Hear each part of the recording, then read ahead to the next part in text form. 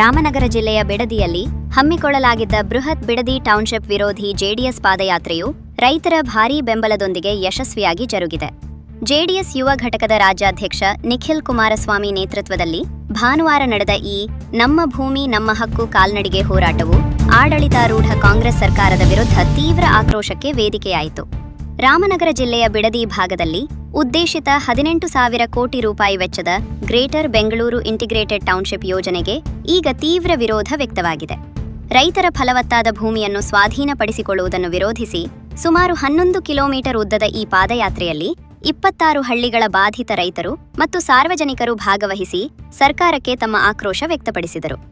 ಈ ಹೋರಾಟಕ್ಕೆ ಜೆಡಿಎಸ್ ನಾಯಕರಾದ ಸುರೇಶ್ ಬಾಬು, ಮಾಜಿ ಶಾಸಕ ಎ ಮಂಜುನಾಥ್, ಶರವಣ ಸೇರಿದಂತೆ ಪ್ರಮುಖ ಮುಖಂಡರು ಸಾಥ್ ನೀಡಿದ್ದರು. ಈ ವೇಳೆ ಮಾತನಾಡಿದ ನಿಖಿಲ್ ಕುಮಾರಸ್ವಾಮಿ, ಇದು ಅಭಿವೃದ್ಧಿ ಹೆಸರಿನಲ್ಲಿ ನಡೆಯುತ್ತಿರುವ ಕೇವಲ ರಿಯಲ್ ಎಸ್ಟೇಟ್ ಯೋಜನೆ ಎಂದು ಸರ್ಕಾರದ ವಿರುದ್ಧ ನೇರ ವಾಗ್ದಾಳಿ ನಡೆಸಿದರು. ವರದಿ ಸೋಮಶೇಖರ್, ಟಿವಿ 10, ಬೆಂಗಳೂರು.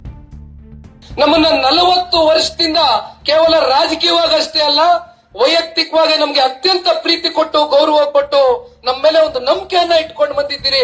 ನಿಮ್ಮ ನಂಬಿಕೆಗೆ ಯಾವತ್ತಿಗೂ ಕೂಡ ಸನ್ಮಾನ್ಯ ಕುಮಾರಣ್ಣ ಅವರ ಕುಟುಂಬ, ದೇವೇಗೌಡರ ಕುಟುಂಬ ವಂಚನೆಯನ್ನ ಮಾಡತಕ್ಕಂತ ಪ್ರಶ್ನೆ ಇಲ್ಲ.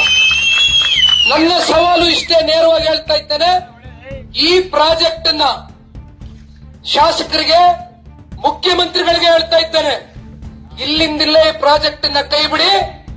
ನಿಖಿಲ್ ಕುಮಾರಸ್ವಾಮಿ ಮತ್ತೆ ಅನಿತಾ ಕುಮಾರಸ್ವಾಮಿಯ ಒಂದು ಹೆಸರಲ್ಲಿ ಇರ್ತಕ್ಕಂಥ ಕೃಷಿ ಭೂಮಿಯಲ್ಲಿ ಇಲ್ಲಿರ್ತಕ್ಕಂಥ ನಮ್ಮ ಭವಿಷ್ಯದ, ನಮ್ಮ ಭಾರತ ದೇಶದ, ನಮ್ಮ ಕನ್ನಡ ನಾಡಿನ ಭವಿಷ್ಯದ, ನಮ್ಮ ಮಕ್ಕಳ ಭವಿಷ್ಯವನ್ನು ರೂಪಿಸ್ತಕ್ಕಂಥದಕ್ಕೆ ಆ ಕೃಷಿ ಭೂಮಿಯಲ್ಲಿ ಒಂದು ಶಾಲೆಯನ್ನು ಕ್ಷಣ ಕ್ಷಣದ ಸುದ್ದಿಗಾಗಿ ನೋಡ್ತಾ ಇರಿ ಟಿವಿ 10 ಕನ್ನಡ ನ್ಯೂಸ್.